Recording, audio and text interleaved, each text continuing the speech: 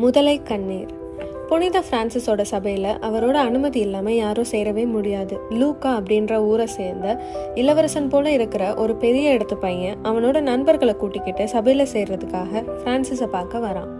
அப்போ பிரான்சிஸ் உடம்பு முடியாததுனால அசிசி பிஷப்போட அரண்மனையில் தங்கி இருந்தாரு. அந்த இடத்துக்கு பிரான்சிஸோட பிரதர்ஸ் அந்த பையனை கூட்டிட்டு வந்தாங்க. அங்கே வந்ததும் அந்த பையன் பிரான்சிஸ் காலில் விழுந்து என்னையே உங்கள் சபையில் ஏற்றுக்கோங்கன்னு சொல்லி பயங்கரமாக அழுதான். பிரான்சிஸ் அவனை பார்த்து நீ ஒரு உலக ஆசை பிடிச்சவன்னு சொன்னாரு. அங்கேருந்து எல்லாரும் ஷாக் ஆயிட்டாங்க. ஏன்னா அவங்க இந்த பதிலை எதிர்பார்க்கல.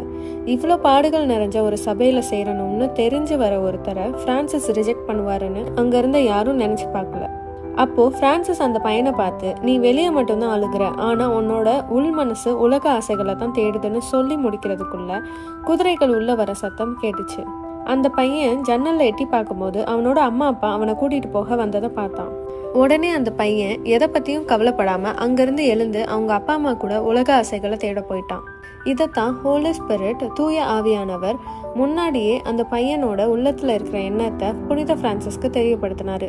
இதை தான் நம்ம யோவான் 16:13 உண்மையை வெளிப்படுத்தும் தூய ஆவியார் வரும்போது அவர் முழு உண்மையையும் நோக்கி உங்களை வழிநடத்துவார். அவர் தாமாக எதையும் பேச மாட்டார், தாம் கேட்பதையே பேசுவார், வரப்போகிறவற்றை உங்களுக்கு முன் அறிவிப்பார்னு பார்க்குறோம்.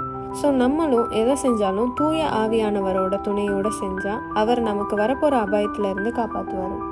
இந்த பதிவு மூலமா உங்களுக்கு கிடைச்ச ஆசீர்வாதத்தை மற்றவங்களுக்கும் ஷேர் பண்ணி அவங்களும் இந்த ஆசீர்வாதத்தை பெறணும்னு அசிசி அப்போஸ்தலிக்க குடும்பமாகிய நாங்கள் ஆசைப்படுறோம்.